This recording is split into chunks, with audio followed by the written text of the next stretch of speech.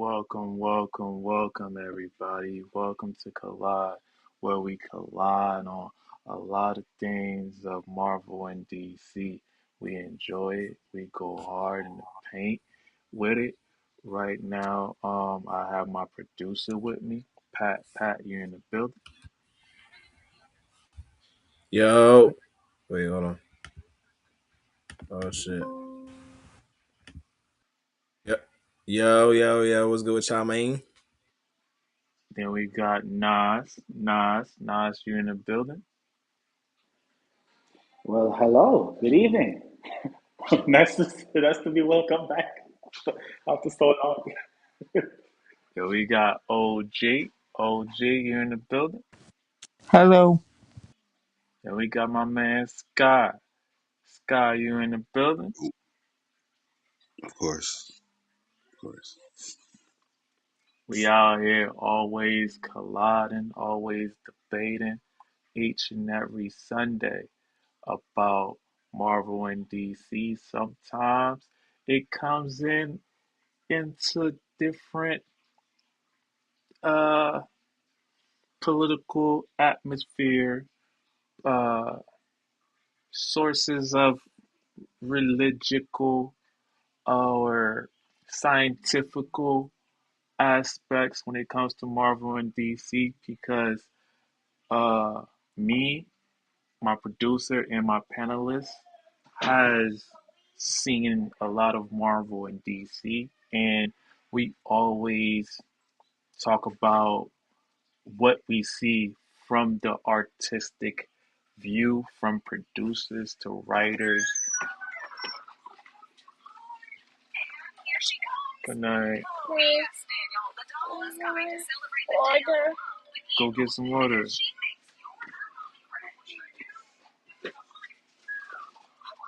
So, on that note, today we're gonna be talking about um, Batman, the casting rumors. We have also Supergirl. We're gonna see a video of Supergirl from all the way up until 1984. You know, I for the YouTube members, you see what we're gonna talk about today. We're gonna talk a little bit about Wonder Man again, not too much, because I don't want to give away um what's gonna we're gonna talk about next live season. So and then we have Supergirl all the way up until 1984, and then we also have the one from Smallville. We also have the CW one. We also has the Flash Supergirl one and the Supergirl we getting this year. We had at least five different iterations of Supergirl, compared to Superman, you know. But other than that, how y'all feeling? How y'all feeling this lovely evening, guys. How y'all feeling about what's coming from Marvel and DC so far? Where we got Bucky about to be Two Face. We got um Millie Millie Alcott being the new Supergirl for DC. And we got Wonder Man that is gonna be explained in various ways. And on top of that, why no one really knows about Wonder Man. Like, how y'all feeling about that? Anyone can talk if it needs to be. Whoever got their mic on first can be able to talk.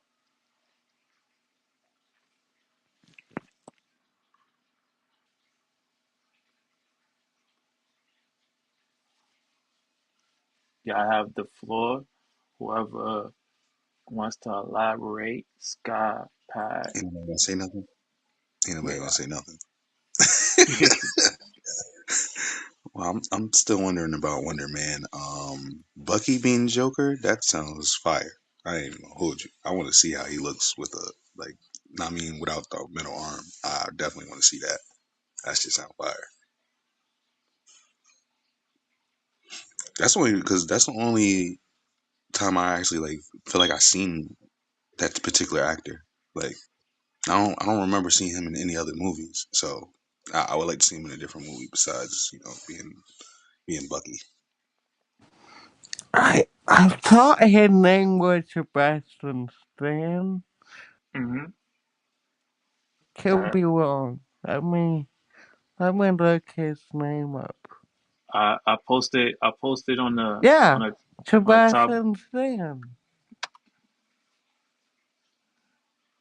No, that's Two Face right there though. Yeah. You said Joker. Yeah. I said Joker. I don't think Yeah, I yeah. said Joker. That's why I made that reaction. I'm like with the hair and all that. I'm like, nah, he'll play Joker. I'm thinking, hey, bro, I don't know. I could be mistaken. That shit sounded awesome though Two to me. Two Face. He gonna be playing Two Face. That's what the rumors is going on right now, that he's gonna be playing Two Face. Yeah, that was a step down a notch. That was a step down a notch. He don't Dang. even got the long hair no more. That's crazy. How Yeah. how you feel about that, Nas? That Sebastian Stan is gonna I'm be not playing particularly Two convinced that Face. he can do it. You're not There's convinced? nothing. No, I'm not. There's nothing that I've seen from him so far. Then again, I've seen very little outside of Marvel-related content that tells me that he is capable of playing someone with split personality disorder, which is something that Two Face is known for. There's nothing to showcase ruthless decisiveness in speech, because most times when you see him being a badass, he's quiet. He's not speaking when he's being a badass, and Two Face is known for talking that slick shit sometimes. So how is he gonna convince me in a menacing Two Face tone that he is able to terrorize people? What I've seen from Sebastian Stan so far is action speaking louder than words. He's a man of few words. But Two Face is known for talking more than doing action because he's a lawyer. Lawyers love to talk. Does he? Can he convince me that he has the gift of gab, so to speak? Mm, It doesn't give me that confidence. You get what I'm saying? yeah. So sure, shout out to the fan edits or to the fans who are able to say, "Oh my God, he's gonna be perfect. Let me go ahead and do some computer editing and stitch a face onto Sebastian Stan and say, hey, see, he looks just like that." But there's nothing that tells me that he could be that. So that's That's just what I said. just What I wishful said. thinking. That's exactly why I said what I said. I'm like, yeah, I never seen him be anybody else besides Bucky. Like And Bucky barely I would like to talks. see. I want to see if he can really do like Two Face. I gotta see if he can really do Two Face, bro. Because this nigga, like, I mean, like I said, all I see is him based upon is being Bucky. Like I don't even know him from any other or don't remember him from a lot of other movies. Yeah. At most, I would say that he would have been a nice young version of Luke Skywalker. That's at most because That him would and be Mark Hamill have a similar face. But fire. Dude, outside of that, I don't see it. Two Face? No, I thought you said Joker. I'm like Joker. He got the long hair. He could probably no. do That's that. maybe Joker. Nah, not Mark Hamill. Skywalker, Luke Skywalker. You want him to go to Star Wars instead? Bruh. Yes, Hell yeah. that's where a lot of people wanted him to go. Ew. That's Bruh. crazy. Nah, That's I can't get Yeah. crazy. with it. He's sending it to you, OG. He's saying that Yeah. you should take him since you're a Star Wars fan, instead of him coming to Him and DC and he looks wrecking it. almost exactly like young Mark Hamill. We we can talk about it after the. Yeah. I had to explain myself on here from doing Star Wars. But you know, uh, from my perspective, you can't you I mean, just because you see that it could be a possibility that he don't have the look to be Two Face, but You It's not just you about the look. It's about being able to talk. yeah, but at the It's same not just token, look. Looks can the be deceiving. producer and writer can bring it out of sack actor, right? How many times Yeah, how many times a actor always say that if it wasn't for this person, it wouldn't he wouldn't brung me out of my element to become what you that guys is very true. what you guys love about me, because the the fans can can can hate an actor, but due to That the is so fact very true. that the writer made you hate him, made you even love him more True, because of the way It's the time writer different wrote it. roles, man. He's but not. Maybe it's not about. He's In not the gonna just context jump of this, it's on not the about that. scene and be able to do It's something. not You feel about. me? No It one takes time for hated him to do their roles. Bucky the whole time. No But one that's what I'm hated saying. Bucky. They were too busy making gay fanfics with him and Captain America sucking tongue on That's Tumblr, crazy. on Pinterest, That's to hate him. crazy. Oh, are you serious on Pinterest? These niggas Yes, is wild. for years These now. guys is wild, bro. The point is, no one hated him. You bring it. You're It's, going for the hate angle. That doesn't work here because even when he was full on the Winter Soldier being controlled by Hydra, everyone thought he was so badass and cool. No one hated him. Until he flipped to be a good guy. No. It's not that. It's not that they hate him now. It's more so they miss that era of him. They miss him when he was raw. You feel me? That's it. They just don't like that he's boring now, and they don't like that he's bored. They're not using him much. There's no real hatred towards the Sebastian Stan. People love him, and there's no hatred towards the Winter Soldier as a character. People love him. They just wish that he was more of the Winter Soldier. damn. But It gets even me. then, like I was saying, he rarely talked. Mm. When he was that version of himself, he rarely spoke. So Now, that doesn't but Two Face talks a lot. So that doesn't he that automatically it is way out of his comfort zone. And like you said, Jesse, there's a possibility that they could be using this as an opportunity to bring out a side of him that no one has ever seen before, but how convincing is it? That's my point. how convincing was Batman 2 was for us? He was Twilight Boy, and now he's Batman. No, don't I do don't like him. You know that. don't do that. Don't do that. Spy You don't knew like him. you knew what the reactions was, bro. So I so already you know. already lost. I No. already know, You made a good point, cause and then you made me not like you right now. this is the Frank Jesse, reason. now you make me not like you. This is the reason. This is the reason why I brung it up, because this is where the writer made you even hate You know what? a Batman They inside of made him. him really think he was Batman. They made him really think he was Batman, just like they're gonna try to make him really think he Two Face, and then it's either gonna be terrible or he's gonna be able to play the character correctly. That's the only two choices that we have on that one. Hmm. Did you ever thought that the first Joker that in his life was a character that you know? Yeah, we talking about the old school Joker. I mean, I didn't think he was Joker because I didn't know he was the first Joker, but yeah, that shit was dope. What's the name was as Joker? That's around the time of James West and all Adam West and all of them. Hmm. He played a dope Joker to me. Yeah, and we And then we when all I agreed seen him that in we movies didn't and like. shit, you feel me? We all Later agreed. on, we was like, oh, okay, we seen him in movies and stuff like that, but we haven't. I never seen Sebastian Stan in different movies, so We all and I got on now I top. gotta go look up what other movies he have done to like get a better understanding of him, who he is. We all agreed that the last Joker we had for the DCU wasn't pleasant. Yeah, I mean the first Joker was, but Are you Joker two was talking? kind You're of talking about Jared Leto? Or are you talking about Yeah, Barry? no, That Barry guy from Leto. I'm talking about Leto. Jared Leto is was a most missed recent. opportunity. There was so much that he Well, could have done. that's the writer's fault, not I. Yeah, absolutely. Jared Just Leto like could have we been amazing. Could have just been. I just don't know like what his ideas were. I don't know what the producers and whatnot were.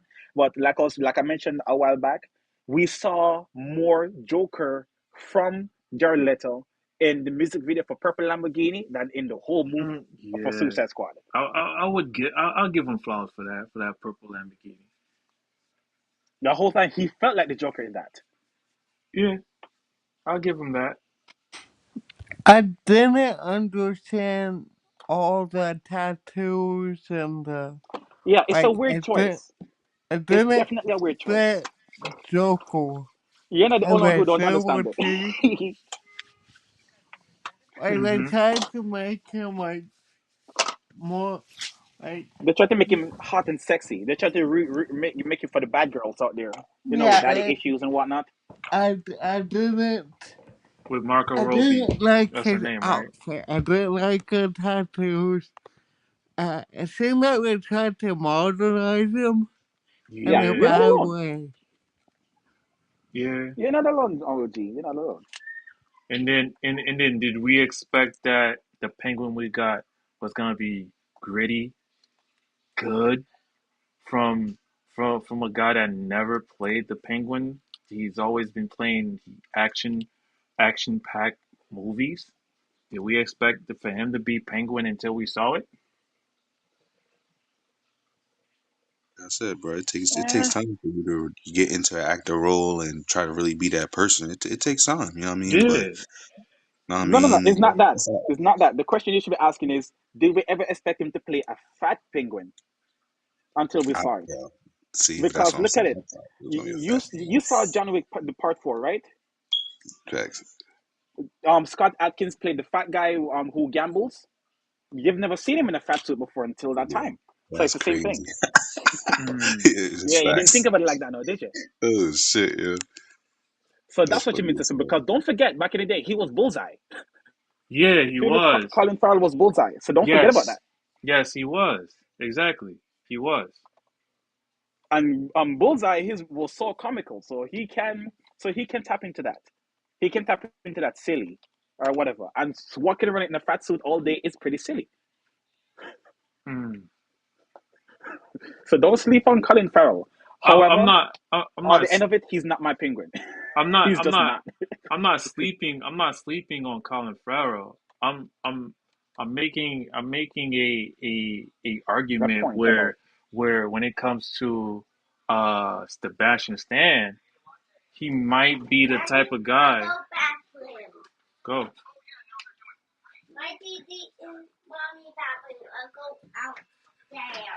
that they need. Yeah, high He chances might are be the you're right guy. on the money. He might be the guy until we see the art. He might be the Yep. guy to win our hearts or lose our heart. Hmm. That's the only two answers I can give. Like he can either win our heart or lose our heart or be angry to a point that there's gonna be a lot of people that's gonna be angry about Batman Part Two. If they don't like Batman Part Two, I'm already upset about part one. but it made $1 billion though. It made close to $1 billion, so That's some Yeah, bullshit. because it also made billion Man of Steel. What's your point? Man of Steel. That we're talking Not about billion, but Batman. no, there's a reason why I brought it up. Well, We're what? talking about just the vibe and aesthetic. So there's like a cult following around it, Mm-hmm. where it doesn't make any sense. That's why I brought it up. Sure, something has a cult following to where it's overhyped, but just because people are willing to throw money at it doesn't necessarily mean that it's good content. Doesn't mean that it's quality. It just means that people are willing to spend a lot of money on it. All movies ain't good movies. There we go. See, Sky gets me. Interesting. Interesting. Yeah. You right on that. Even with shows. Like there's so many different shows out here nowadays. We can't find and choose which one can we get. We got Apple Plus. We got all these different types of subscriptions to watch different iterations of shows. Right now as we speak, while I'm waiting for my Marvel shows to pop off, I just finished. I'm right now watching with wifey Blind Spot. Blind Spot is a crazy ass show. It's like it teaches you about the little things that you never thought you could imaginally see until you replay it back in your head, like, oh, I missed this part. Oh, I missed this part. So there's a lot of stuff going on. When it comes to I hope that the rumors aren't true. That um, he's not playing Two Face. You know, I just hope so. Even I heard a rumor about Black Widow is coming to Batman Part Two. She's in the casting. I heard Black Black Widow. Even I heard that. I don't even know. Who's she playing? Uh, Scarlett Johansson. yeah, Scarlett Johansson. I heard that she's She could gonna be like be. a good Poison Ivy. Hmm, interesting. I can see her being Poison Ivy. Poison Ivy. What Yeah, I can see about her being Poison Ivy. She got like the hair and all that. Like you put her in like a green suit. I think she'd what be about a dope. cat? What about a cat girl or something? Not cat, Catwoman. not cat I woman. mean I'm not it's. talking about cat woman Uh, because we already have a uh, cat woman or a tiger. I could see her being like Tiger. I could see her being see, I could see her doing any type of like action where she's like fighting, like beating people up. I could see her doing that, but like I don't Other know, than like that, she gives me Poison Ivy vibes. hmm, interesting, interesting. That would be a good thing.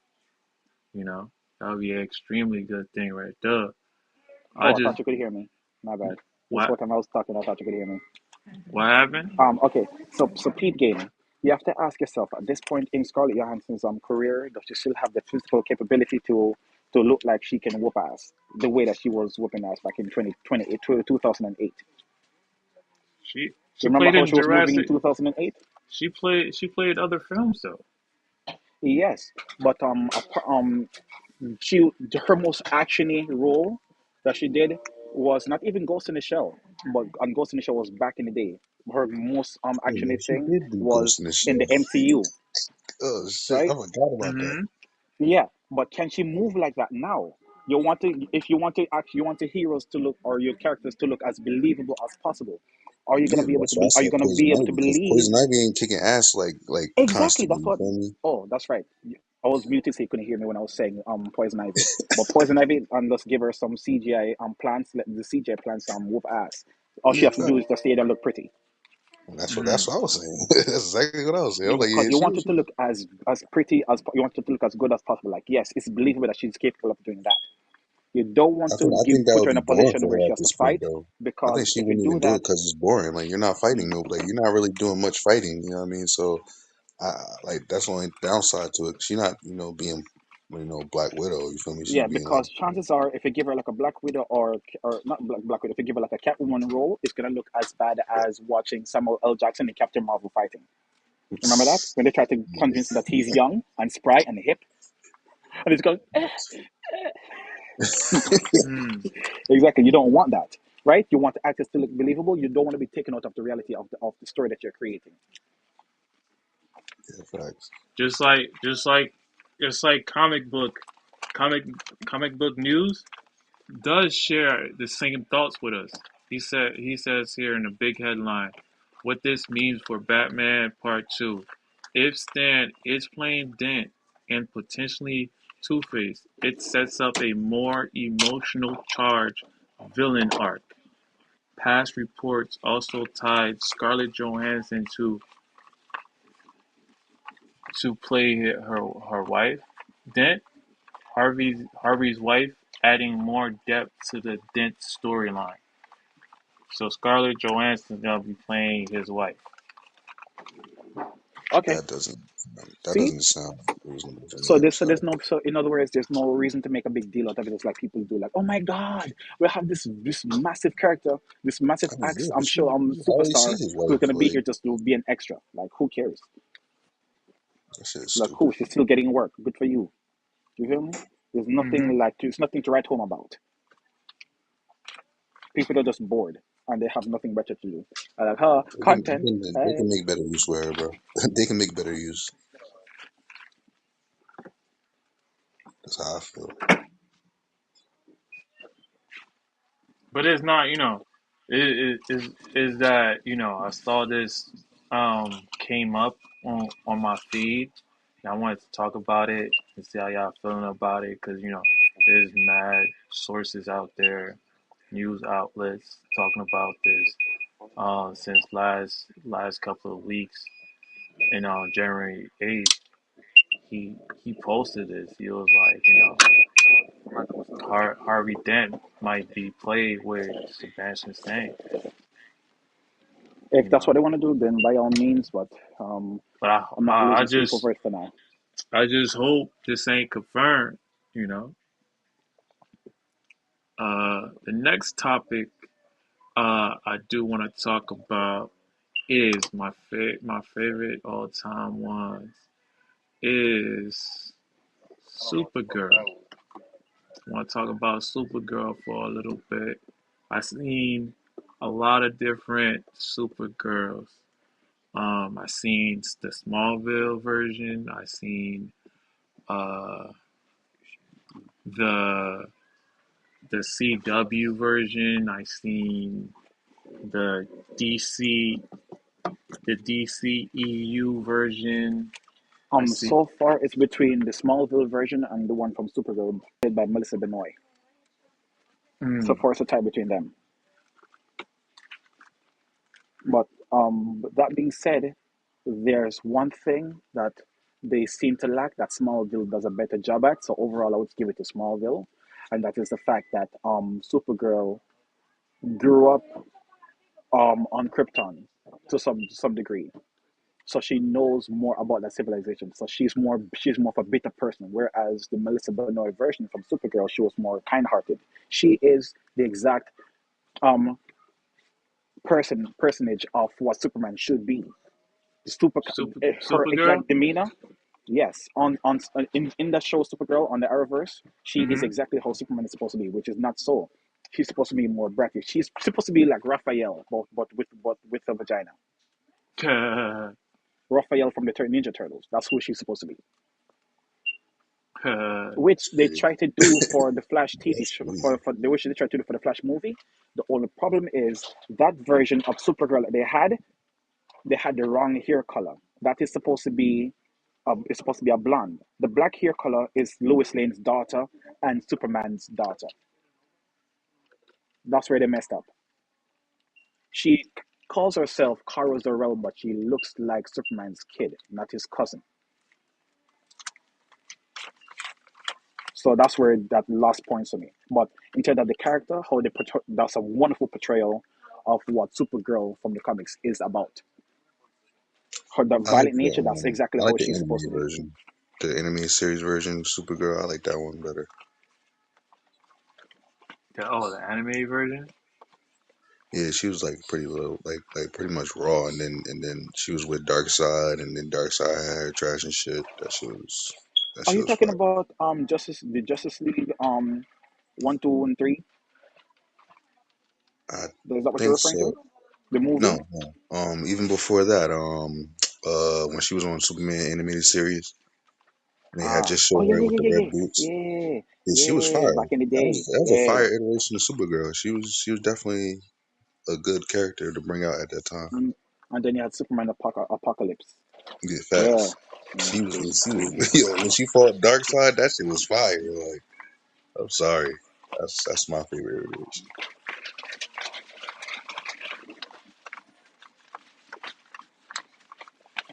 The difference between I don't remember the I don't remember the difference between the 1984 and the Smallville one because remember in the Smallville one the cousin came later, like out of nowhere. hmm She came out yeah. of She nowhere. showed up way too early. Yeah, she came out of nowhere explaining that I'm your cousin, this, that, and third, and the other. She came later in the season, like in the season of Smallville. She didn't really have anybody. She didn't really was But um yo, if you check out the Smallville tie-in comics, yo, she gets active over there, especially when during that alternate universe fight that went down when they tried to recreate their version of Crisis on Infinite Earths. Yo, she gets active. Her and Wonder Woman and Superman, they get active over there. Yeah, yeah, but in Smallville, I wish in Smallville they would have talked about, they would have had more seasons, because like that's where they would have started off bringing a DC. I guess Mm-hmm. that I guess because when Smallville ended, they brought in Arrow to complete the Mm-hmm. whole entire origin story. Because in Smallville, they brung up Arrow right there and there when Superman was in trouble. When Superman was in trouble and Lex wasn't there no more, Arrow took over. Arrow Arrow took over Y'all, that. why no one listened to me? Smallville continued in the tie-in comics for sure. No one cared about it, but still, the story continued. They had a season 11 in the comics. They had a tie-in comics written by the same person who produced the show. Hmm. No, no one order. That's right. So So that's why I mentioned that. But they get active over there. Her, Supergirl, not Supergirl, Supergirl, Wonder Woman, and thing there. Yeah. And they were about to do something. They introduced Darkseid again. I was like, man, this would have been so good, but they didn't get to do it because the story didn't continue. But now that they're talking about bringing about an animated version of Smallville, the show. I'm thinking what they should do is just bring the comics and use that to be the basis of the story for the animated series, and then continue from there. Since there's already a finished product for the most part, there's so much material out already that they yeah, could work with. talk That's to why me. I'm I gotta go making help stuff Matthew. like these when I'm around.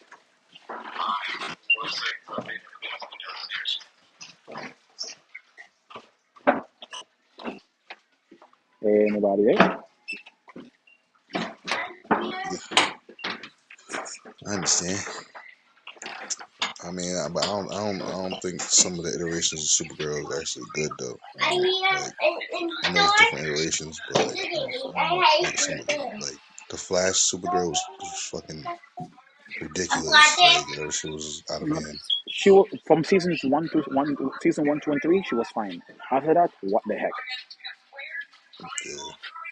Season one, two, So and three, that's the same so thing good. like with Superman, bro. It's like, I mean, it's like if you like, they have trouble with Superman, so I can only imagine they'd be having trouble with Supergirl.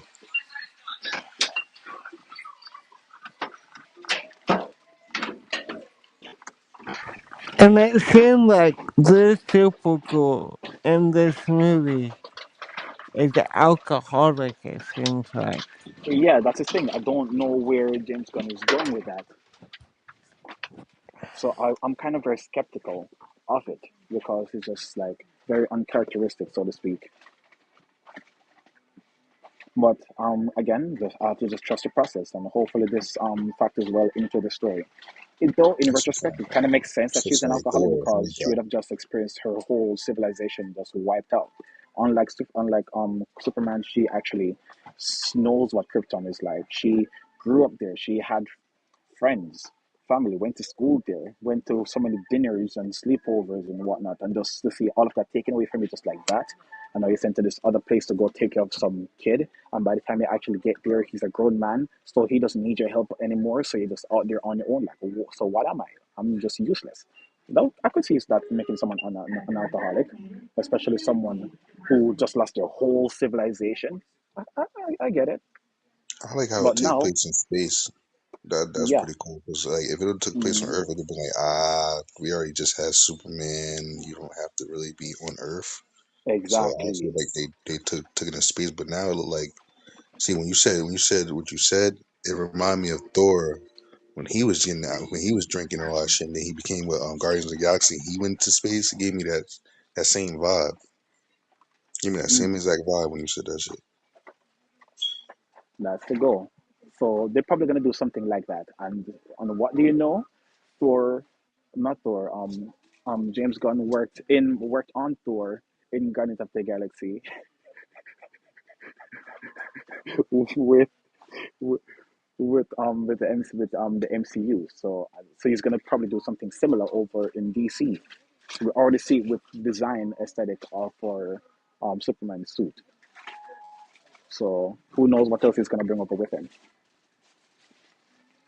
Welcome, welcome, Jay. How's everything? I invite you to the stage if you want to come. I welcome, welcome, Emma J. Welcome. I invited you to the stage if you want to talk about the topic of today. We're talking about Supergirl. If you want to just type in, you can type in as well. Just wanted to, welcome you in. Uh, for continue on with Supergirl, right? You gotta also understand the different types of Supergirl that we had throughout decades. We had we had where the DCEU one. We had where she was locked up. She was locked up. She ain't know nothing. It's like they caught her before um, Superman knew about it or some shit like that. We didn't even um, get a really good story of why she was locked up there. Flash just found her there, and then Flash needed help, so that's how you know they they fought who they need to fight. And then we had we had the CW version with um, Melissa Benoist with Yeah, with Melissa Melissa Benoist. Yeah, yeah with Melissa Benoist. She was raised with the Danvers. She was raised with them, so she had a little bit more empathy. She had a little bit more compassion. She wasn't angry per se. you know. So that's the CW version that, a lot of people enjoyed actually. Where she would Linda Danvers was her sister, and was she had her I would say her difficulties at time, but um she had a team that was there for her. Martian Man was a great iteration in the CW. Um, you're talking Martian Manhunter. yeah, the Are you talking green. about Martian Man? Yeah, No, he wasn't. How I'm dare talking about you? the green guy. That's not Yes, the guy Martian. who transformed Martian Manhunter. Yeah, I thought. No, he was horrible. Remember we Movies spoke and about so this as well. We spoke about this as well. He's Martian Manhunter. Doesn't do any manhunting.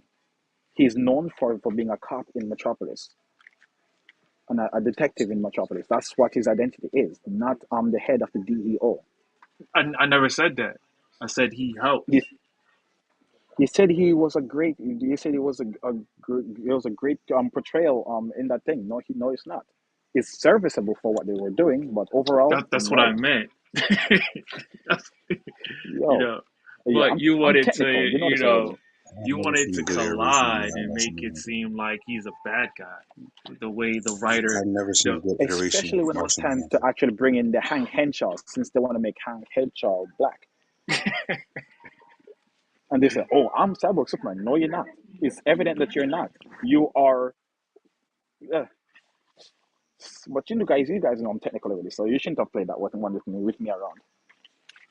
hmm, what were you saying, Scott? No good iteration of Martian Manhunter. They haven't got a good iteration of him yet. To me personally, Hmm, facts. And then now we getting this Supergirl that's I think in her 20s or 30s or something. She's we're about to see what she's been going through in different worlds. We're about to see something real jam packed with uh with her. So how y'all feel about all these different type of iterations to bring maybe something more treasurable from the comic books as this Supergirl that we about to get this year.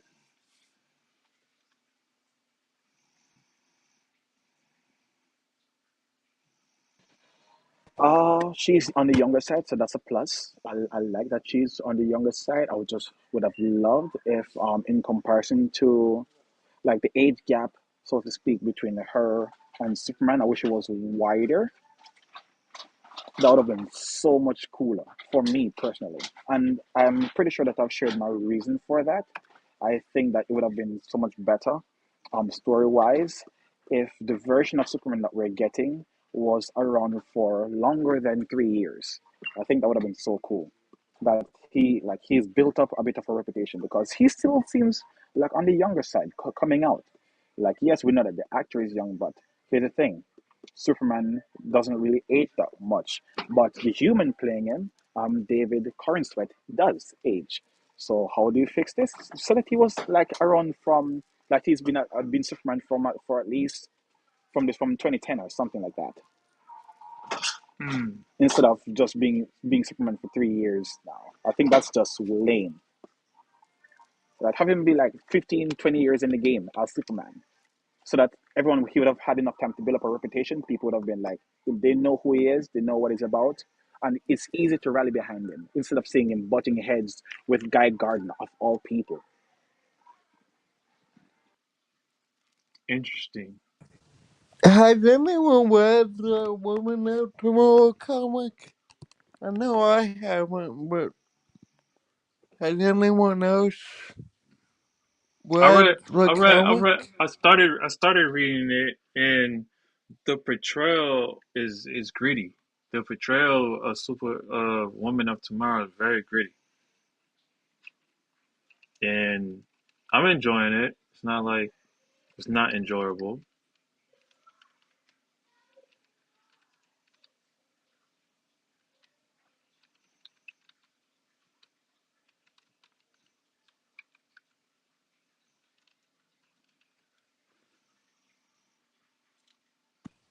Cause that what the movie we're saying. What movie is we're getting sources from that comic.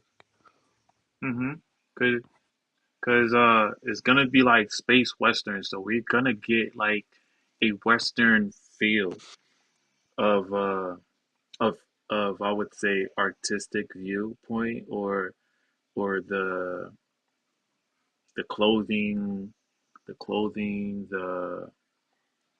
the creation from like editing wise, I would the artistic view, or I don't think it's gonna be like modernized, but it's gonna be like old school meets new school a little bit. Uh, she's gonna be meeting a lot of different aliens from the yellow sun. So she's gonna be interesting. I mean, she's gonna be very interesting. On top of that, we're gonna see Lobo for the first time. You know, we never nobody in a million years would have thought that we're gonna see uh Lobo, and Jason Momoa is playing Lobo.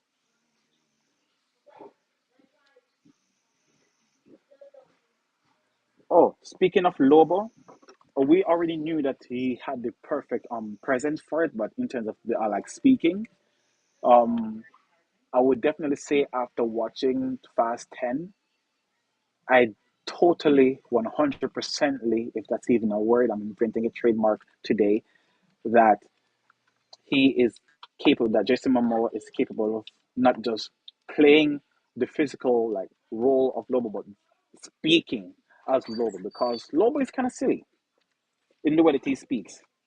He calls what's the gender neutral word that he came up with? I forgot. They were like bastich, yes, which is bitch and bastard. He just put it together, and that's what he calls everybody.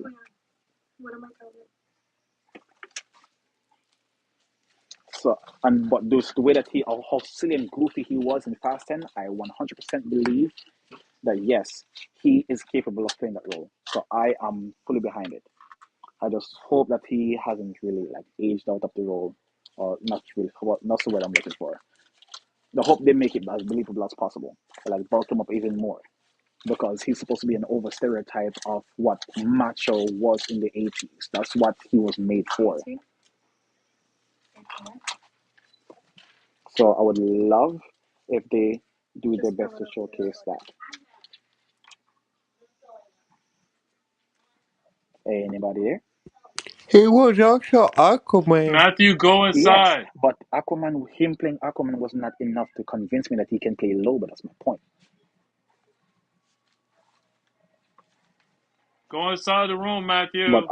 after watching, if you've heard some of the dumb things that Lobo says, you'll understand why I say that. Close the door. Like he just randomly just talking shit. You can't take Lobo seriously sometimes, even though he's being dead serious sometimes. But just the way that he toes the line between comical and serious, yeah. After watching Fast 10, I 100% believe that yes, he's capable of doing that.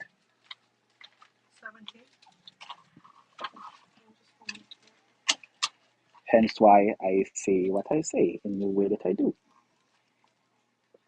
Well, I found a a publisher from Screen Rant says this. James Gunn new Supergirl confession just killed my hype for the movie. He's pretty much in layman's terms refer back to the TV show was heavy critic, regardless how faithfully they adapted their source material. After all, the movie or show is especially adhering its story characters and possible ironic graphic from what it is in adapting, and viewers' reception to the uh, adaptation will be wildly different depending on whether they like the source material in the first place, much less if it strays away from what it was supposed to be drawing influence from. For instance, it's clear that the upcoming DCU Supergirl movie is taking a little inspiration from the visuals in Supergirl Woman of Tomorrow. The comic book that this movie is meant to be based on. The faithfulness of this movie is to the comic book has been a question since Supergirl teaser trailer. And a new comment from James Gunn in a interview with Variety has greatly tempered my expectations. Supergirl doesn't adapt to Woman of Tomorrow religiously. I'm sorry, religiously. Supergirl is following Superman at the second movie in James Gunn DCU, and is releasing only a year later. Rather, while it has enormous shoes to fill, Supergirl and literally won me over as in a adaptation of the Supergirl Woman of Tomorrow. Um,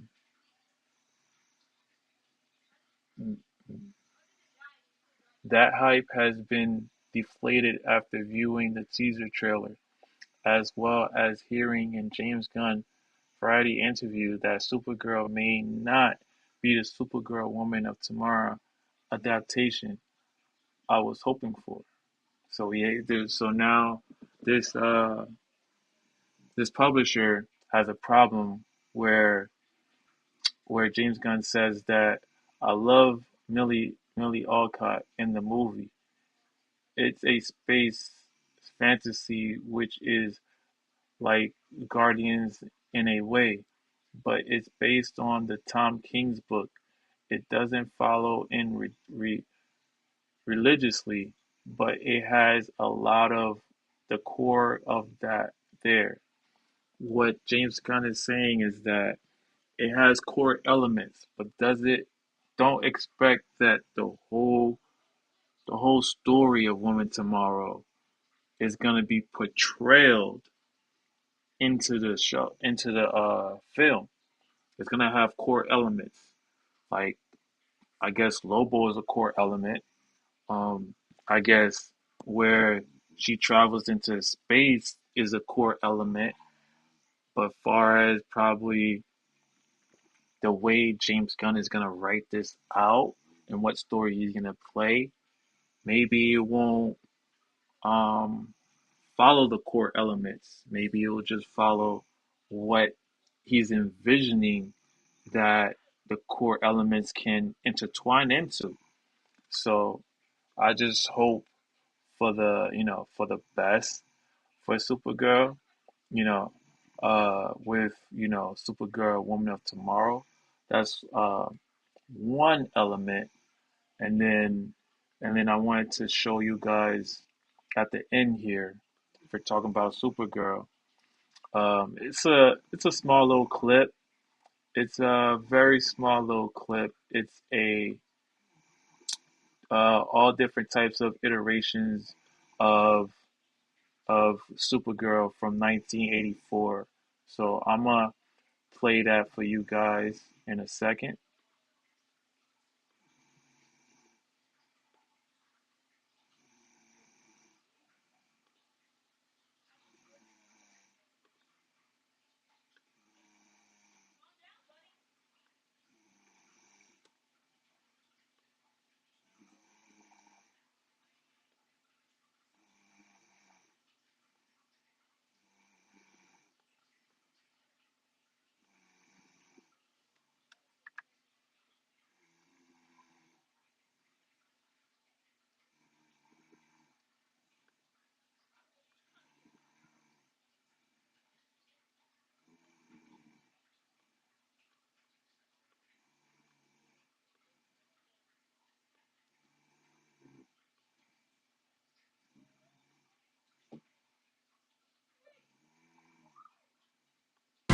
Supergirl, 1984. The question remains, just who on earth are you? On Earth, I'm Lee. Linda Lee. Helen Slater plays Kara Zor-El, aka Supergirl, aka Linda Lee. And this is a very long, pretty ridiculous, and kind of hilarious movie. See, knowing nothing about the character before researching for this video, I really had no expectations for what Supergirl should be. As such, her introduction in this film is very stupid, and I kind of enjoyed it for that reason. I don't believe you. On a refugee planet called Argo, which hosts the survivors of Krypton in a pocket dimension, Kara is given inexplicable access to the planet's power source known as the Omega Hedron. I think it's called the Omega Hedron. Can I get a name check on that? An Omega Hedron. Thank you. Now, the Omega Hedron provides power to the entire planet and its residents, meaning that this is a very important object that they basically just treat like a fucking dog toy.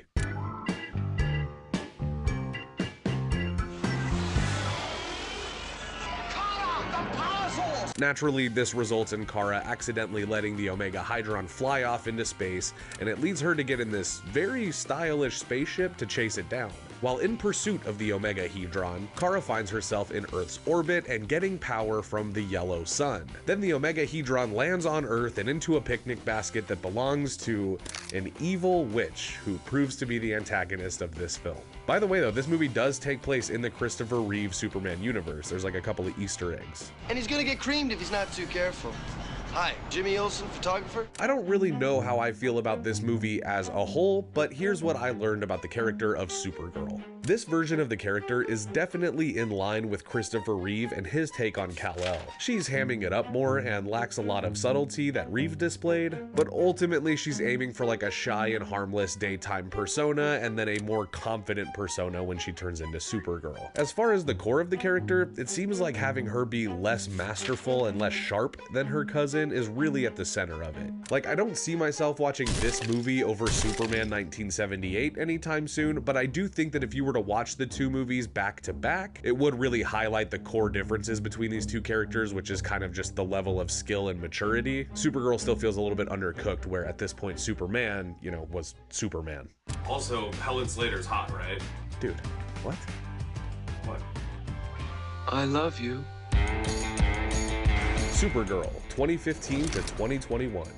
You're her. Yep. Okay, maybe I'm crazy, or maybe I just found the Supergirl movie to be incredibly dull, but I kind of loved what they're doing with Supergirl on the CW. Wow. Now, Kara did appear in season 7 of Smallville as Kara Zor-El, but I'm not really going to get into that because her character doesn't have much of an arc other than being like a cold Terminator alien chick. But this show, this is a chewy one for sure. Melissa Benoist, I think that's how you say it. I think it's like Benoist, Benoist. Hey everyone, I'm Melissa Benoist. She plays Kara in this one, and off the bat, the character already feels more young, more modern, and just more interesting than the previous iteration. And while I do have to say now that the kind of quick exposition to set up the history of Superman and Supergirl, it's, you know, whatever, it's fine, but it is, like, the corniness is turned all the way up to 11. I mean, oof. Because of the Earth's yellow sun, you'll have great powers on this planet. You got the part. We see that 24 years ago, Kara, who's Clark's older cousin, is sent to Earth behind Clark and is meant to protect him as a baby. During their travels, Clark makes it to Earth while Kara is sucked into a rift and essentially freezes in time for 24 years. When she arrives to Earth a quarter of a century later, she is still a little girl while her cousin is full grown and out to the world as Superman.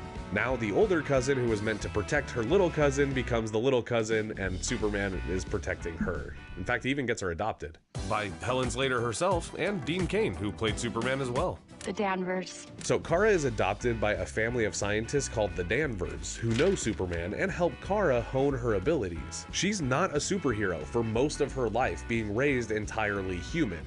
I decided the best thing I could do is fit in. When she's in her mid-20s, she's forced to rise to the occasion as National City's vigilante protector, Supergirl. So I watched the entire first season in research for this video, and I gotta say, I might just keep watching it until it's over. I kind of found this first season to be pretty good. The character's personality seems a lot more layered in this series than we had seen it previously. Kara has her whole dorky, awkward daytime persona thing going, with her being an assistant to a media mogul named Cat Grant. Of course, that name should sound familiar to you Superman fans out there. And Kara has the same bleeding heart for the people as her cousin, even slightly standing up to her boss when she feels that innocent people are about to lose their jobs. But she is younger and more cautious than Clark. When she takes her first flight,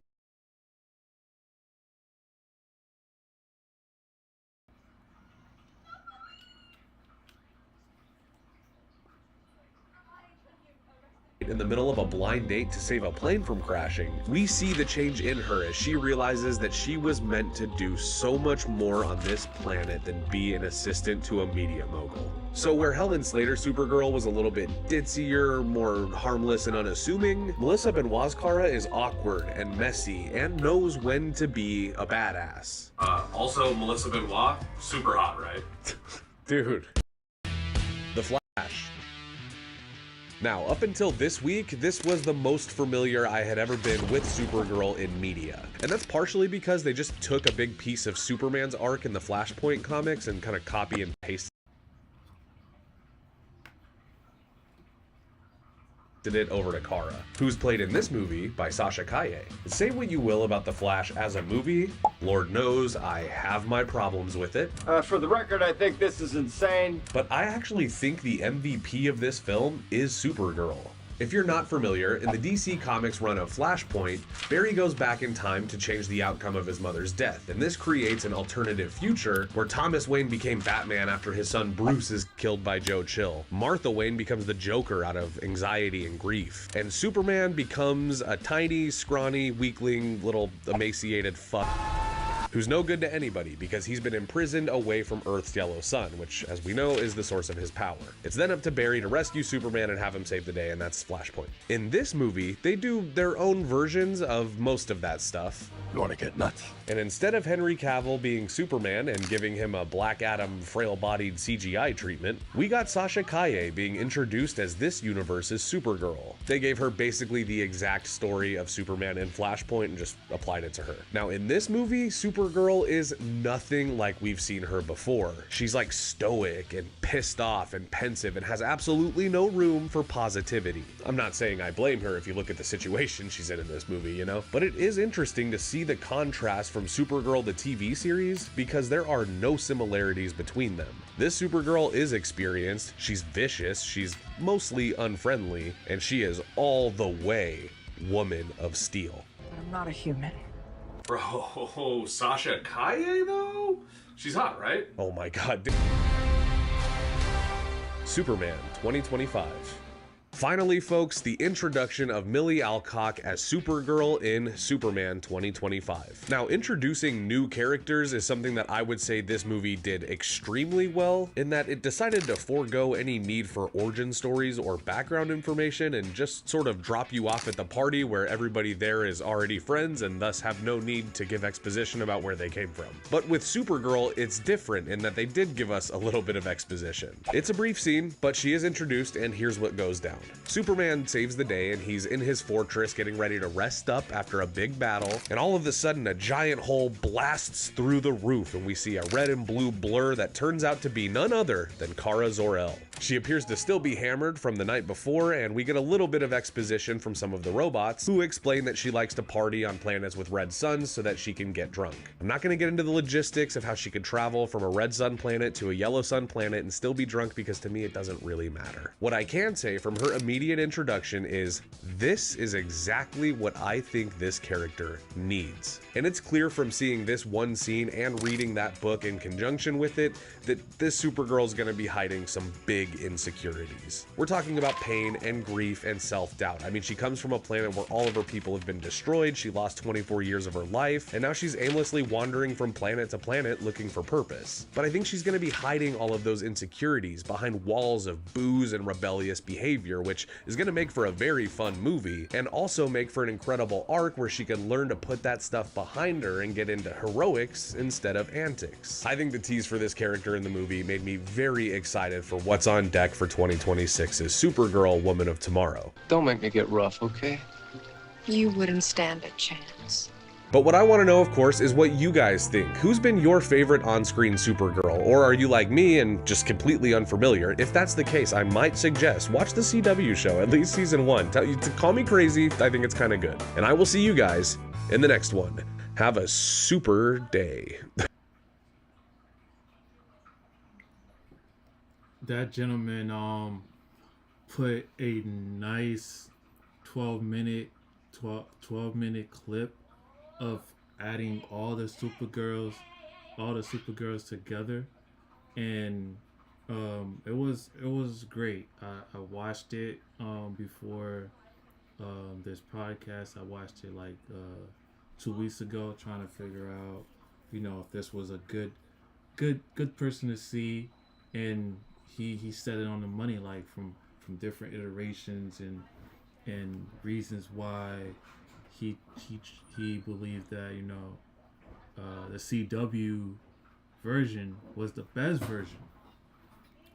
version to his eyes, from back then. How you guys OG, you looked at that 11-minute clip that showed you everything. Yeah, I never seen the original Supergirl.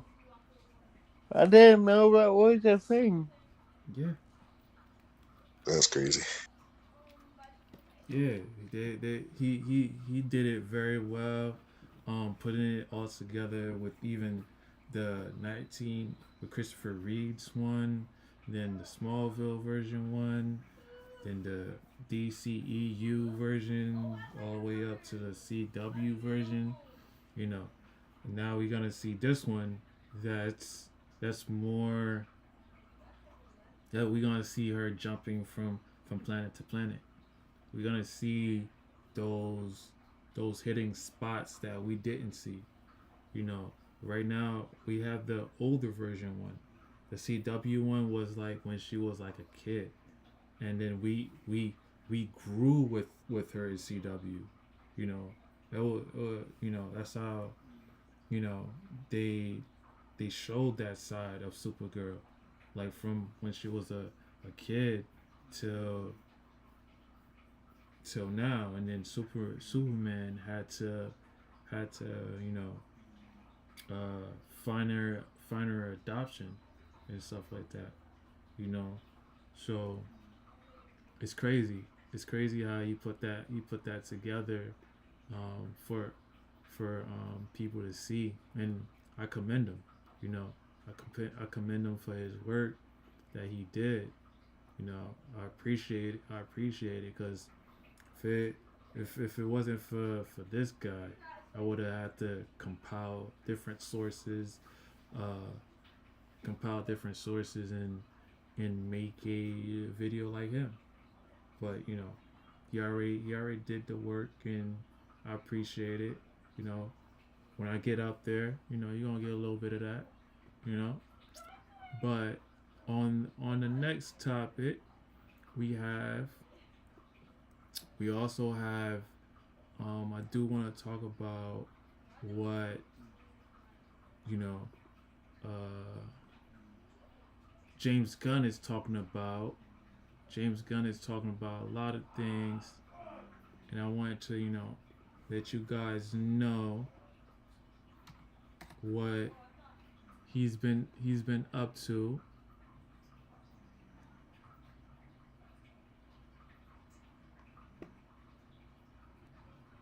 So wait, hold on. Before we even go that far, nobody didn't think Sasha Kali was fucking hot in that movie. I'm gonna be the only person to say it. Didn't care for it. I'll take that. I'll take that. I'm like, yo, why she look so good? Christopher Reeve The version. thing is, when it comes on to these things, for me personally, um, you're not gonna outdo a cosplayer or who goes to Comic Con or you see just regular on the street. You feel me? No matter what they do, you're never gonna look better than a cosplayer. So automatically, it's a step down in my eyes. Next thing, That's messed up. you have the comic book painting. I know it's very difficult to please me sometimes. I can be difficult.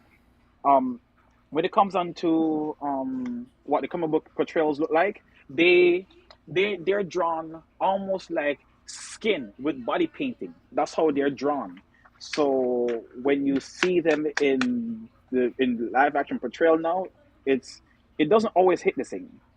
They just don't, because the comic books they have more sensual curves and whatnot to appeal to the male gaze or whatever. Not gaze as in gays, gaze as in gaze, to Facts. the eyes.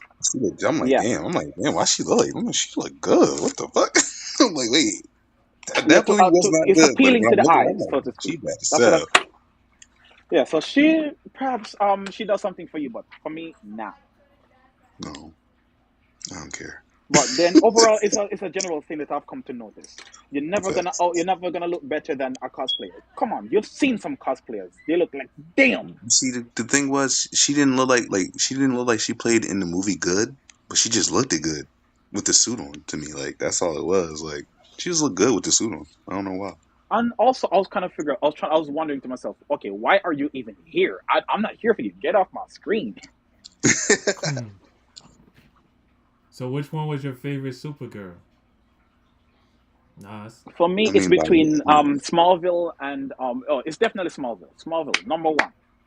Smallville, then I agree. then the Supergirl TV show, second place. I like the Until you get to Smallville season version, season and four. the newest version looked like more look like she looks more like a Supergirl to me. So I'll take the last of the newest version that they better use, Smallville. In But terms of the suit, the best Supergirl looks, suit I've seen nah. is definitely the Supergirl season one. That's the best suit. Sasha Kali is Best suit Supergirl I've seen sexy as today. fuck to me. I don't know why. I know You you're just talk, thinking with your dick right now. you talking You're about Kevin. You're C? being Kevin Gates right now. You talking about the DCEU? The one from the Flash TV, from the Flash movie. That's what Okay. he's talking about. Oh, with the short hair. Yes, which is supposed to be Superman's daughter, not cousin. So I don't know what in the Sweet Home Oh Alabama is going on. wow, that's another portrayal. That's what I said earlier. See, no one listens to me. I heard you That now. version with the black hair, that's Superman's daughter. That's Kal-El's daughter, not cousin. So why the hell did they say that's it? That's a cousin? That's weird to me. What in the Sweet Home Alabama is going on? It's crazy. It's crazy. Yeah, that's how they. Maybe they're wrong on that aspect. You know, but for me, I did like this Supergirl TV show, and I did like. I did. I was okay with the Smallville version, but um, the DCEU version, it was okay, but it didn't give me more umph. With this one, with this one, I'm getting more origin story like with this one, I'm getting more understanding of what she is, and if the reasons why she had to become the CW version, because there's a lot of talks of the different actors that play Supergirl. It's okay that you know she's playing this portrayal of Supergirl, because they didn't have that the right, because they had different writers and stuff like that. So with that, they okay with her going from planet to planet. They tried that with Christopher Reeves. Remember that but they didn't do it right. That was the first one. They didn't do it right. There was too much comedic uh, into it instead Oh, of you're talking about by the time was it the Quest for Peace? That's the one you're talking about. yeah. When they brought in Nuclear Man, who's a clone of Superman, And then the which witch. is like, and they had Richard Pryor just talking the whole movie, and it's his story that they're telling instead of an actual Superman story. Mm-hmm. So, with Supergirl, we about to see it in July. I hope that there's more news about it, more maybe a plot twist or something, or maybe a new trailer. Because the trailer that we saw last time was good. It was good to see that she's gonna she's gonna be gritty. She's gonna be uh, angry a lot. You know what I mean? But she's about truth. She's about that's what she's supposed to be So known she for. claims. Yeah, So she claims. She claims that she sees the truth while Superman sees the good in people, yeah. which is also bullshit because what is Superman's motto? Truth and justice. So get bent. Everybody Facts. always trying to one up in order to in order to show that they matter. They don't need to do that. Like, why are first it was Supergirl. Every minute she was dunking on Superman in the Supergirl TV show to the point where she was embarrassing him to the in front of the kid when they finally met, saying, "Oh, I used to change his diapers." Like, what's that for? And then you had Superman over here going, "Oh, you're so much stronger than me, Kara. Oh, you're so much better than me. You ought to be worshipped. I ought to be. I don't. I'm not worthy to walk on the same ground as you. I'm not even worthy to suck your toes." Type of energy. Mm-mm-mm. And he even had Supergirl beat Superman up in that show. Then you have Batwoman now talking about, oh, the suit is gonna be perfect when a woman wears it, and so forth and so forth. And now she said, no, you have this version of Supergirl going, hey, he's I'm truth, not him. Like, why? Why are we doing this? there are other ways to show that you matter. There's other ways to showcase that you have something unique going on that's worthy of paying attention to, than to dunk on the other person. You know, stay in your Facts, lane. facts, facts. It's just Sit down and be humble. Your turn will come.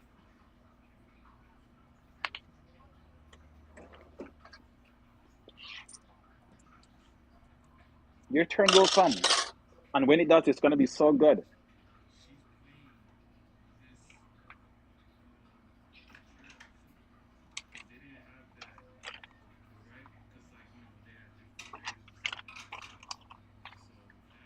Anybody there? I'm so just gonna randomly just do so that. so with that being said, with Supergirl, I just hope for the best for Supergirl. I just hope that Oh, absolutely. um with this iteration at least we're getting the backstory with the Supergirl that we had didn't give us backstory. They didn't give us from when she was going from planet to planet, feeling angry about herself, feeling lonely and stuff like that. We're gonna get that element, Yeah, guys. because they were too busy trying to make her like Superman the whole time. But she's not like Superman. Like I said, she is Raphael with a vagina. So when they showed that in the Flash movie, I was like, yes, they have the right feel of the character, but just not the right aesthetic of the character. That whole suit design, the whole hairstyle, that's Superman's daughter. But everything else about her, as Kara Zor-El, was on point.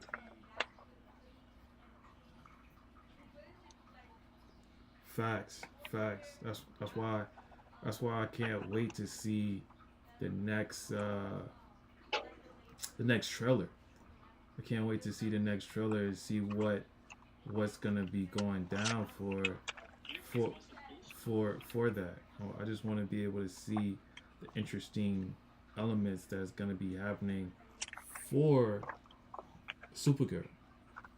You know, on that note, I just wanted to share some things for you guys that James Gunn just said about 8 hours ago. He shared this on his threads. That's where he communicates. He doesn't communicate on X. He doesn't communicate on Blue Sky. He communicates on threads. And what he said, this is what he's saying about everything that he's doing when it comes to DCU and the projects, right? Um, this is what's said. The big news about Man of Tomorrow was the appearance of Brainiac. Aside from that, most of the major cast are characters we've already met. They are currently casting smaller roles. There will be no updates on the Brave and the Bold until the script is finished. Also, he doesn't want it to clash with the Batman Part 2. Um, the term he used was, I don't want to cloud the Batsphere until after Batman 2.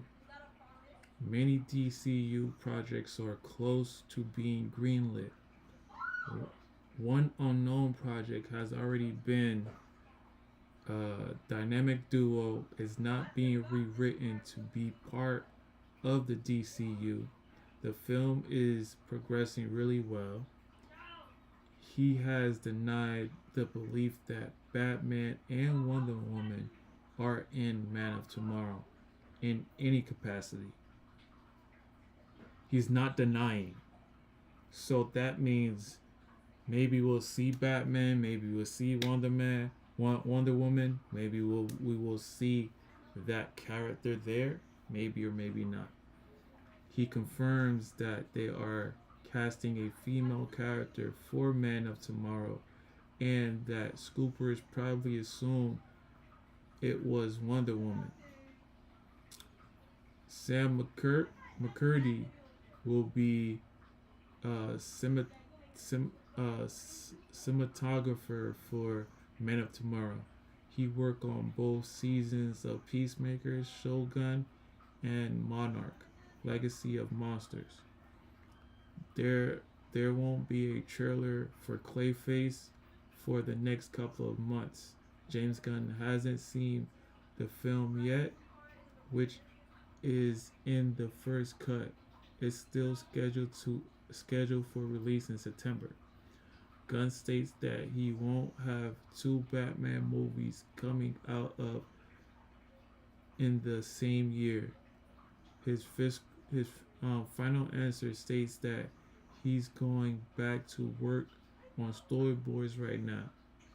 So that's what he said at the end when it comes to all the projects that's going on with the DC, with the DCU, with the DC studio. That's what's going on with that.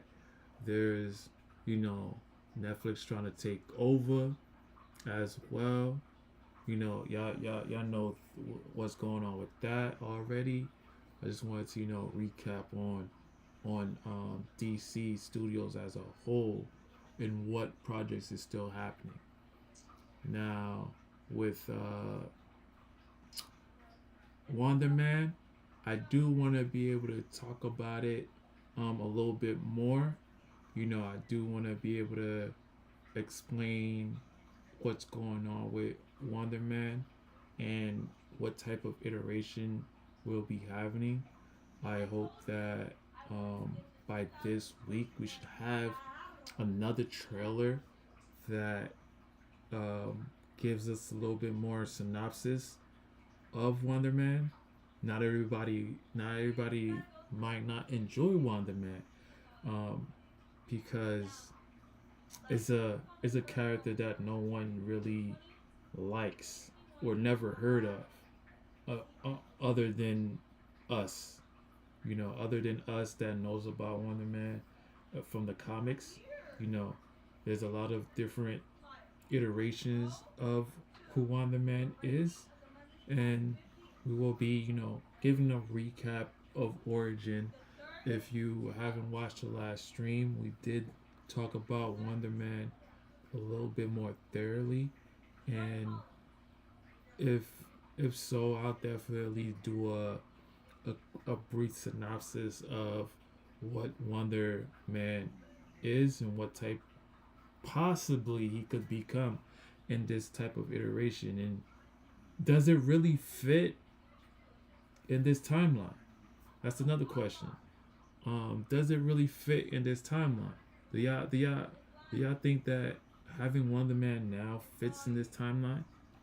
Nas, OG, Sky, do you think that Wonder Man fits right now? Definitely not. It's like, I mean, it's kind of like old.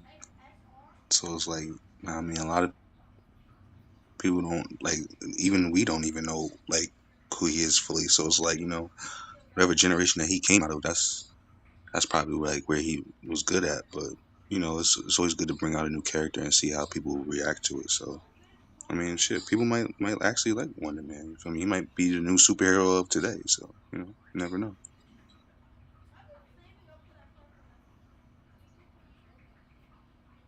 Word. Perhaps, but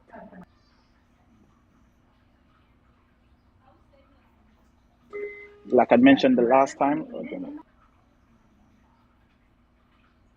yeah, like I mentioned the last time, um, the people that Wonder Man is supposed to be connected to is no longer, and from what I've seen from the trailer, it seems like they're just doing like for the outline of the story, they seem to be doing a rip off of Swamp Blue Devil from Swamp Thing from the show, and I don't like that's not enough to for me to be confident that hey, people are gonna rock with this.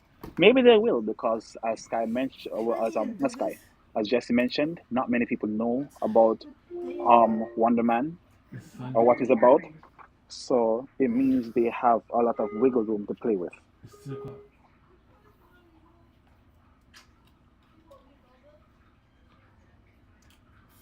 Dope. That's what's up.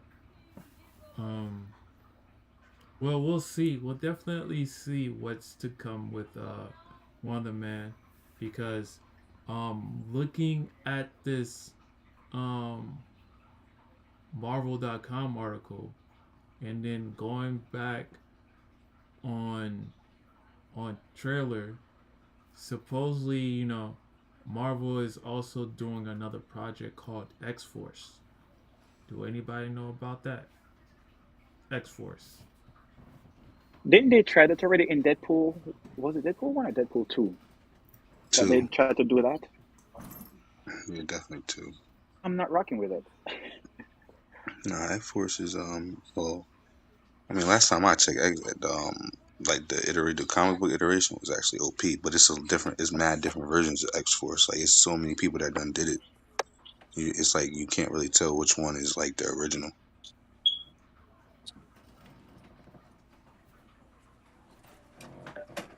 Yeah, it's in development, so we'll see if because like X Force is gonna be happening when the multiverse is done, right? Because we're gonna be tapping into X-Men after the multiverse rewrites itself. So there's probably gonna happen years down the line. We probably ain't gonna see X Force. We probably not gonna even see X Force. Uh,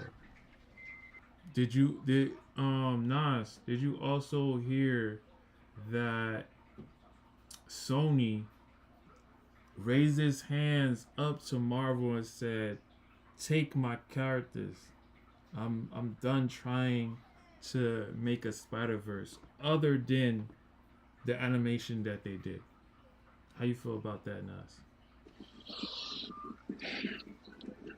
It's bittersweet. Good riddance, because now we can actually get some good Spider-Man content outside of the video games and whatnot. But also, I'm already a screwed Disney person, and the rest are gonna go to Disney, which I don't like. But keeping the family together is what's important, I guess. So They're gonna use let's. certain characters from Spider-Man's verse. We me Sky and OG did talk about certain characters that we would love to see. We would love to see Hobgoblin. We would like to see um Mr. Zero, I think his name is. I think that was one of his main characters.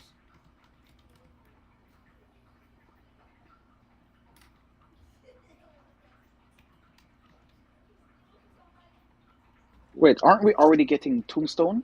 Tombstone? Yeah, we're already getting Tombstone. The guy from Black Lightning who played Tobias Whale. Mm-hmm. He's gonna be Tombstone. So they already have that, which I'm very excited to see who's gonna play that character. We already had Sandman, so I don't need to see Sandman. Yeah, but, didn't they do Sandman in the MCU already? Although it was a CGI computer generated elemental, who's not even a real elemental because it was the work of Mysterio. No, he wasn't. Oh, and yes, Spider-Man yes, that's 3. right. You're right. I just remembered. Sandman was in the Spider-Man 3 movie. Across the what am I saying? Um, He wasn't Far From Spider-Man Home or No Way 3. Home or something like that. Yes, Spider-Man 2. I forgot. And I'm trying to remember the and fancy title of the movie. But yeah, The you're Amazing so right, OG. Spider-Man 2, Yes, if I'm where not they were trying mistaken, to too. where they're trying to bring back send all the Spider-Man villains back to their own universes to die. Yeah, that one. You're He right. was in Spider-Man 2 too, if I'm not mistaken too. Yes, the OG So, Spider-Man. Yeah, I can't believe I forgot that. It's been so long.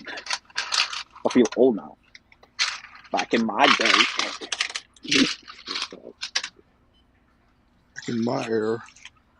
Yeah, because like we already seen Green Goblin twice, so I would prefer um Yeah, Tom some Holland. fresh face. Tom Holland gets Hobgoblin. I didn't even know there was a Hobgoblin until until that source came out. I was like, yo, Marvel Yeah, gonna get. Ned Leeds is supposed to be Hobgoblin, but Hobgoblin is Miles Morales' villain. That's Spider-Man. That's Peter Parker's villain. Even though they do have one-off encounters in the comics, since of late or at some point in the history, but he's primarily a Miles Morales villain, which is Oh, is why it? I find it. Oh, is a Miles Morales villain? Yes, which is why I Dang. find it very weird. Like, why are they No, taking that's not away? Why are they original. taking away That's not Miles his Morales' original best friend? villain though. The Hobgoblin is from the early Spider-Mans. Yeah, but then you see the same way that Kingpin became synonymous with Daredevil instead of Spider-Man, the same way Oh, yeah. um the same way Hobgoblin became synonymous with Miles Morales over Peter Parker.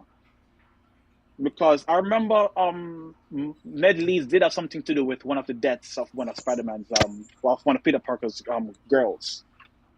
Yeah. I remember that, but it was so long ago and people forgot about it, and then they rewrote Hobgoblin into being primarily Miles Morales' villain, but then forgot about him all over again.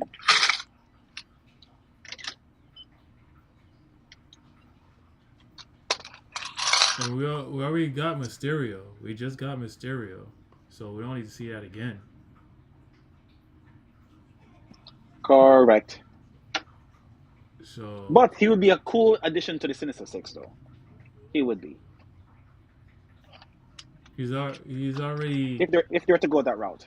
because they're already putting Spider Man with Daredevil and the Punisher. So there's elements there already with Tom Holland. Eh. And then with Andrew Garfield, if they were to bring Andrew Garfield back, I think there was this one character villain that I thought that would fit him. I forgot which one. I said. Um, because he had because he was the one that played the second Green Goblin in his origin. So Who? Wait, what? Andrew Garfield. Andrew Garfield played Peter. No, I'm talking about the villain. I'm talking about villain. Oh, When it comes, I'm I talking forgot about the name of the villains. guy, but He okay, was I green. know who you're talking about He now. was Green Goblin too. Yeah, you're talking about their version of Harry Osborn. Yeah. Okay, got you. We're back on track. Yeah, we're back on track.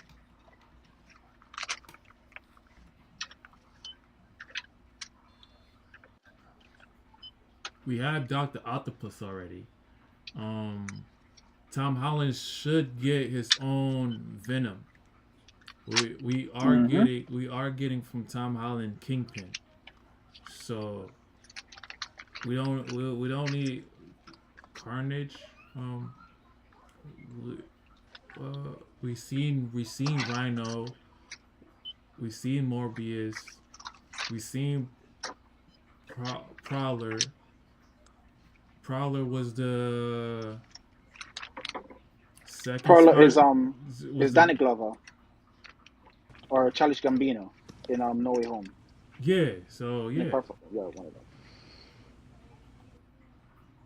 So and then we're getting Black Cat also, but Felicia she. Hardy, shout out.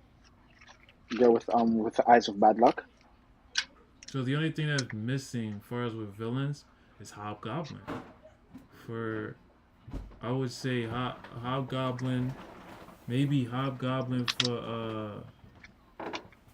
for Tom Holland, and maybe Venom for Andrew Garfield. He didn't have his own symbiote. Mm.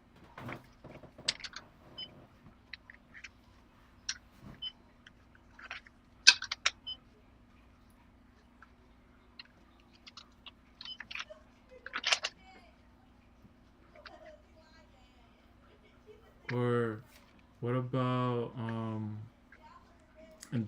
Indigenous Six for Andrew Garfield if it could be. The Sinister Six? Yeah. Mm. The Insidious. The Insidious Six. Wait, who's that? It covers Camelon, Doctor Octopus, Kingpin, Mysterios, Rhino, Scorpion, Shocker, and Vulture. Those are the team. I don't think I've heard of that name before. But I do want to see a Hobgoblin though. I want to see a Hobgoblin. Maybe in Hobgoblin's version would be better instead of just going to Andrew Garfield. What do you guys think? Because I'm with it.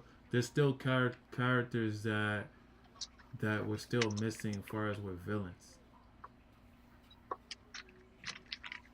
We have Rocket Racer. We have the Scorpion. Stilt Man.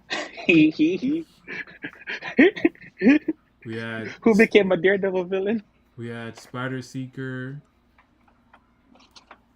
We had Hammerhead. Oh yes, I forgot about Hammerhead. Did we see Hydro Man already? No, Hydro Man is an elemental. We technically did see him, but it wasn't really Hydro Man. The water thing from Far From Home. Oh, from Mysterio. That was supposed to be Hydro Man. Yeah. So it was a fake. That doesn't even count. We had a Kraven the Hunter movie, but we still haven't seen Kraven the Hunter and Spider-Man. That is true. That is true. We also have Tombstone.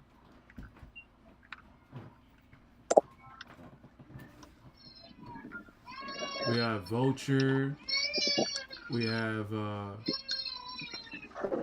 Herbert London. So there's a lot. There's a lot that we could get from. If they're gonna keep it with the Kingpin origin and stuff like that, Tom Holland's gonna get Hobgoblin automatically. Because Hobgoblin, Kingpin is part of X-Men. He's played faces. Family and friends. Hank.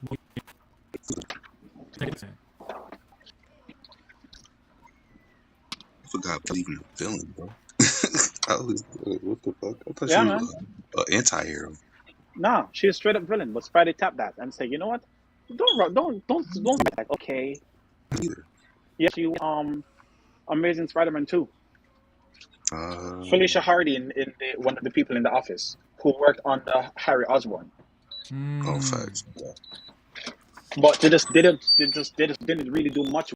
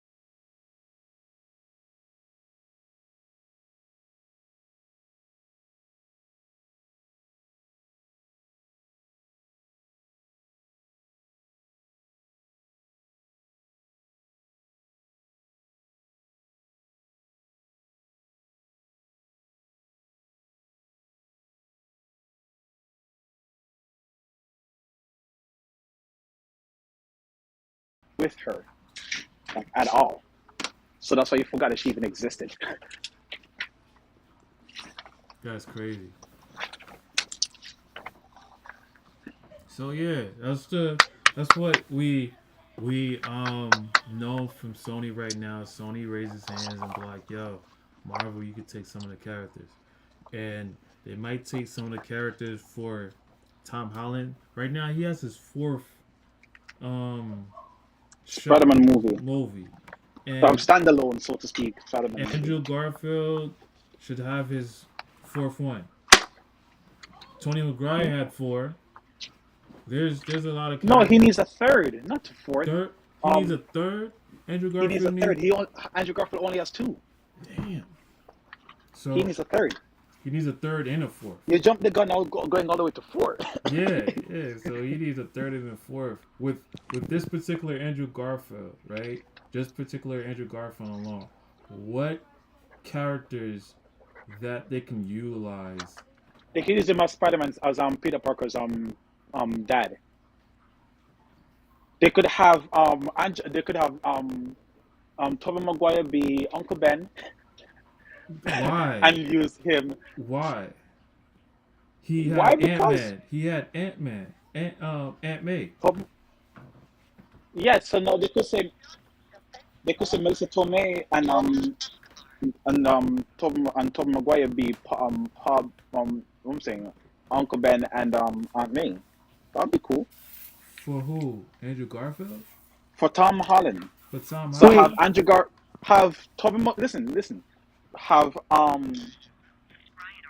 Andrew Garfield be the Hydra spy, not Hydra, the Shield spy agent who happens to be Peter Parker's dad. Oh, as Erica Escobar. Because remember, he's synonymous for being the actor is synonymous. These actors are synonymous for being associated with Spider-Man in some way. So have them. So to show respect to the community, and to show respect to the actors, bring them in, but have them contribute in some way to this version of Spider-Man outside of being Spider-Man. In Spider-Man, Tom Holland's third movie. My thinking is, it's the same way that the Flash was like, yo, Jay Garrick looks just like the Flash's dad, but he's from a different universe. Oh, that's the feel I'm going for. Yeah, I see what you're talking That's about. exactly. Yeah, see the vision now, right? Yeah, but I thought you was gonna go with. So bring him back, but do it in that way. I thought you was gonna say like a villain that he could play for his third film. If you want to make him a villain, yeah, go ahead. No. Have a villain for him per se.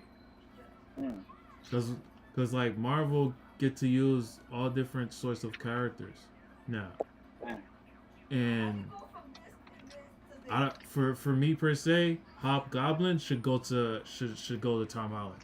I don't need to see another Green Goblin. Give me Hobgoblin because he's already interconnected with Kingpin. They're doing right by having Daredevil, the Punisher, come in to Tom Holland's world, so he's good. So bring in Hobgoblin for the next one. I'm sorry, it's gonna be a fifth one, but wasn't he contracted to do 6 movies?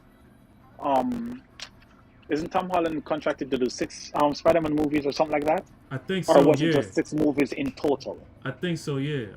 Was it 6 movies in total, or was it 6 Spider-Man movies specifically? Let me double check. Yeah, because if it's 6 movies, then that would include both Avengers movies and both Avengers movies, Spider-Man 1, 2, and 3. So you just have 1 more to do. But if it's 6 Spider-Man movies, then he has 3 more movies to do. And Civil War. And Civil War, so that's 6. Damn. So if it's that way, then he already made his contract. If not, then he has 3 more to go. Damn, thanks, OG.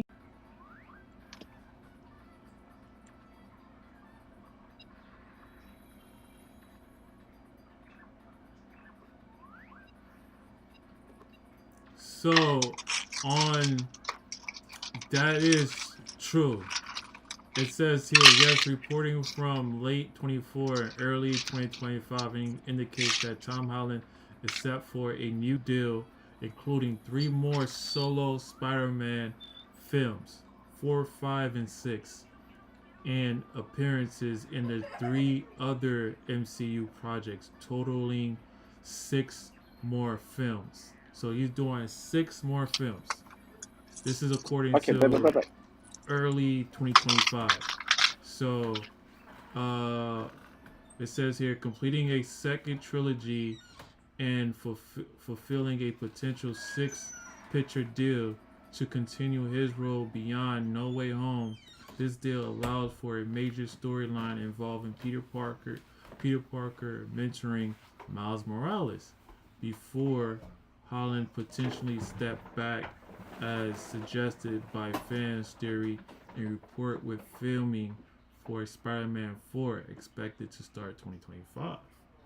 So there is going to be a 4, 5, and 6. Then there's going to be a new arc with Miles Morales. So your theory, Nas, is actually correct. He has 3 more to do.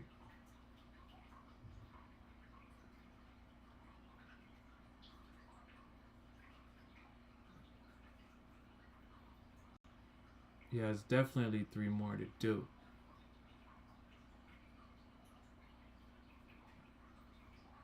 So, OG, how you feeling about getting more characters and what you think Tom Holland villain should be? What you think of if Andrew Garfield gets 2 more? What you think he should have? So I remember in Venom 2, it seemed like when Venom was on the island, they teased Tom Holland on the news. So I thought Venom and Tom Holland would cross over. But that never happened.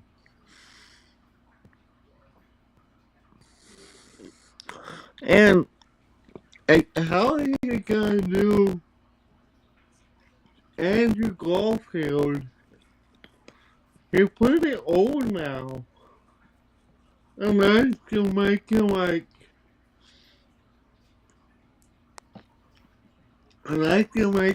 older Spider-Man. And he's in his career now. And past college. Like a full-blown adult. I can see Andrew Garfield doing that.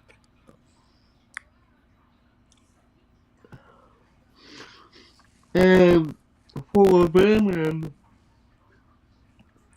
they done so many already. I never did finish the Rhino. They teased Rhino at the end of Amazing Spider-Man 2. So they could leave with that. It was some sort of robotic rhino that they teased, and I never did anything with it. For That would be Amazing. perfect to start off Spider-Man 3.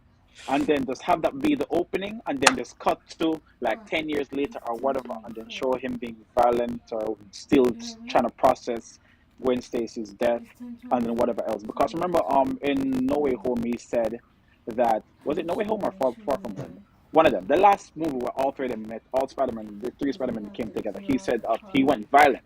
I would love to see that what violence he was talking about. I think a lot of people would love to see that as well. So, to your credit, um, bringing up the Rhino situation, go from there, have that be the opening, and then just jump after that to years later and how he's dealing with that. Maybe they could, in that movie, they could talk about his time in the MCU, and then how does that impact him and his character and his journey going forward to determine what type of Spider-Man is he willing to be based on what the potential that he sees that a Spider-Man can be, because he met 2 other Spider-Men, right? So that could potentially impact him to know, hey, I'm amazing. Because remember, Tobey Maguire Spider-Man said to her, hey, you're amazing. So having that little moment of realization, you know what? Yeah, you're damn right I'm amazing. I'm Spider-Man. Let's go out and save the world. Let's be happy again. Let's be that friendly neighborhood Spider-Man again. And then that close out the movie. I think that would be so dope. So for the people who love Andrew Garfield's portrayal, I think they would love something like that. I think they would really enjoy something like that to close out the quote unquote bad movie that was Amazing Spider-Man 2. Because I felt like they were setting up Amazing Spider-Man 3 with the rhino at the end. The robotic rhino. Mechanized rhino, I guess. Well, it's bad enough that they went that direction, but my point is, don't just let that be what lingers in people's mind. But also, especially with how in what's that movie in Kraven the Hunter, their version of the Rhino was sure it wasn't animatronics, or it wasn't you know like robotized, but it wasn't good either. That version got taken up by Kraven. But do and you not think even the best version of Kraven? But do you think that would fit with his loss of Gwen Stacy? Because remember, what if he killed? Look, think about it. If they were to make a third movie, what if he ended up killing Rhino? What if he tore the armor off? I was like, nah, you gotta go too. Yeah, he could be like that type of Spider-Man. Because he did say that he went violent. We just don't know how violent, or we don't know who he was violent with. And we know from the comics that he's been holding back. We know that he's known for holding back. That storyline of what if when Gwen Stacy dies and he ends up becoming the Punisher, that actually comes from that iteration. Oh, you don't say. I didn't know that. Thank you. Yeah, that's from when she dies and he ends up becoming dark and shit. He ends up becoming a Spider-Man with guns and shit. Like he starts becoming the Punisher. See, so there you go. That's something else he can tap into. Yeah, yeah. He's older, so they could tap into that. You know what I mean, with Andrew Garfield. Well, look at us out here cooking. Yeah, we cooking. Actual chefs. Yeah, we cooking. We love cooking. It's just like, you know what I mean, they don't use their actors the way they should. I'm not saying also Tobey Maguire shouldn't get another one, but I rather that his story's already closed out already. We don't really need him to come through unless they brung in, like how you said, Nas, the dad aspect, because he's already that dad already. Because remember the last film when all three of them was together, he was a dad already. Remember, he's already a dad, and he had a happy ending, where Andrew Garfield didn't have a happy ending. So that's where you know, Andrew Garfield took the plunge to save Tom Holland's MJ. You know, so it's all love there. It's just that with Andrew Garfield, there's more story to be told when it comes to that. Where Tobey Maguire, he said he's finished already. He said that I have a happy home already. So that's my perspective when it comes to, hopefully, when Comic-Con comes out and talk more about what's to come, I hope Andrew Garfield gets a second chance, because he deserves it, and I'm still rooting for him as a fan. You know, Tom Holland, I still like Tom Holland. He's cool. He's a cool Spider-Man. You know what I mean? But Andrew Garfield should get his next one. I believe that they should, because Marvel can also be like, I did I did this one. Then after that, I'm doing Doomsday. After that, I'm doing all this type of thing to correlate with the multiverse. Let me let Tom Holland sit back a little bit and bring in Andrew Garfield because they still can do that because it's still part of the multiverse. Because Secret Wars ain't coming out till next year, so they could just do They should that. have scrapped Secret Wars at this point. They're They already should, doing Doomsday. They should have scrapped Secret Wars, or turn this Doctor Doom storyline into two movies. One being